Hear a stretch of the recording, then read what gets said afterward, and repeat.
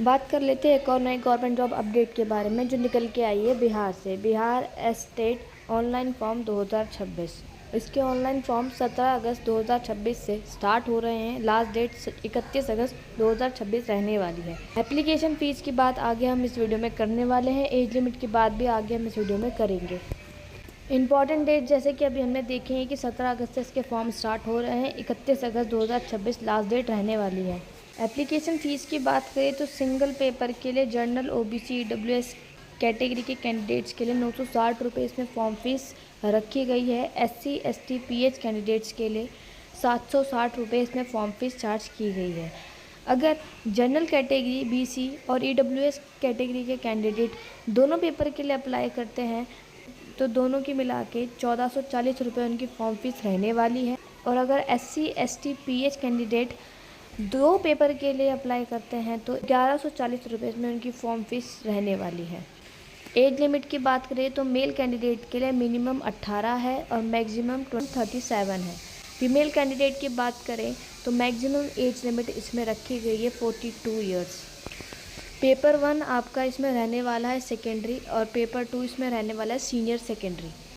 अगर candidate in दोनों post के लिए अप्लाई करता है और जनरल बीसी ईडब्ल्यूएस कैटेगरी से बिलोंग करता है उसकी फॉर्म फीस 1440 रुपये रहने वाली है। बिहार एस्टेट एलिजिबिलिटी देख लेते हैं, यानी इसके लिए आपकी क्या एलिजिबिलिटी रहनी चाहिए। तो बैचलर डिग्री रिलेटेड सब्जेक्ट में आपने की हो विथ 50% मार्क्स एंड साथ में आपने बीएड किया हुआ होना चाहिए और master degree in related subject and GATE exam pass होना चाहिए कैंडिडेट। और बैचलर डिग्री या master degree with 45% marks with BEd. Senior secondary यानी पेपर 2 की एलिजिबिलिटी की बात कर ले तो master degree in related subject with 50% marks and साथ में आपने बीएड एग्ज़ाम दिया हुआ होना चाहिए। और master degree with minimum 45% marks with BEd और master degree with 55% marks and 3 year BEd MEd course किया हुआ होना चाहिए। बिहार के एस्टेट एग्ज़ाम के रिगार्डिंग इसके डिटेल नोटिफिकेशन पर आ जाते हैं। एग्ज़ाम पैटर्न के बारे में इसमें जानकारी दी गई है कि आपका किस तरीके से बिहार एस्टेट एग्ज़ाम 2026 रहने वाला है।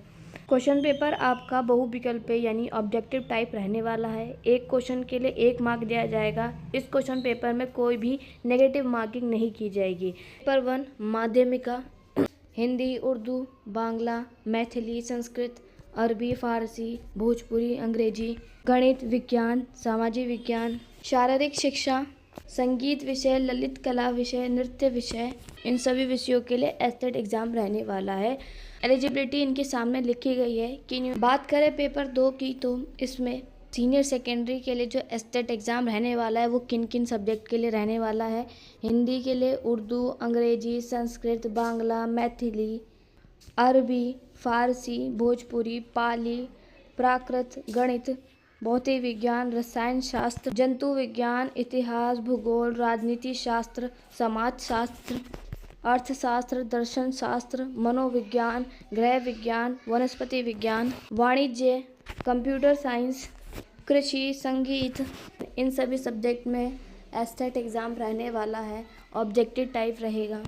फिजिक्स की बात करें तो अगर कोई कैंडिडेट फिजिक्स विषय में यानी भौतिक विज्ञान विषय में एस्टेट एग्ज़ाम देने जा रहा है तो उसके लिए कैंडिडेट ने फिज़िक्स की हो अपनी ग्रेजुएशन में या इलेक्ट्रॉनिक्स या अप्लाइड फिज़िक्स या न्यूक्लियर फिज़िक्स की होनी चाहिए। केमिस्ट्री की बात करें तो केमिस्ट्री या बायोकेमिस्ट्री कैंडिडेट ने ग्रेजुएशन की हो।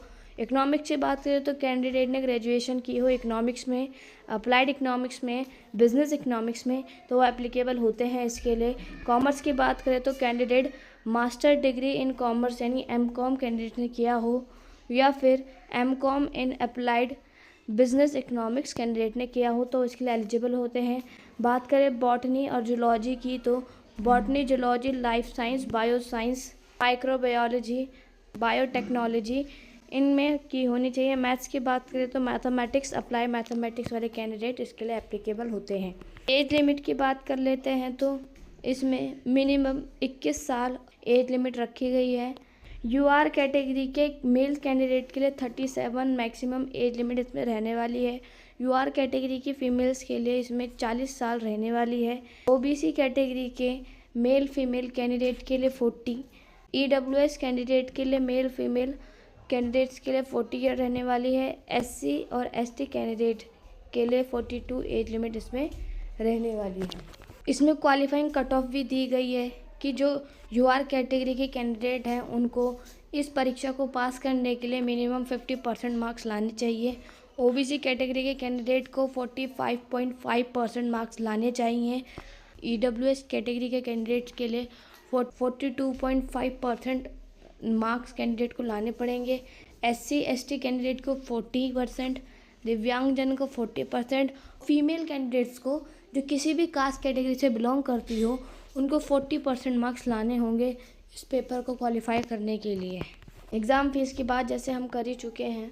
एग्ज़ाम आपका कंप्यूटर बेस्ड रहने वाला है, यानी सीबीटी एग्ज़ाम आपका रहेगा।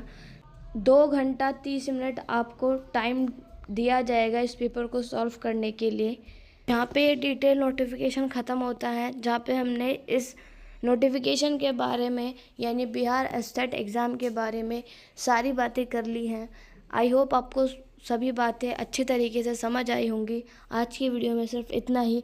मिलेंगे नेक्स्ट वीडियो में एक और नई गवर्नमेंट जॉब अपडेट के साथ।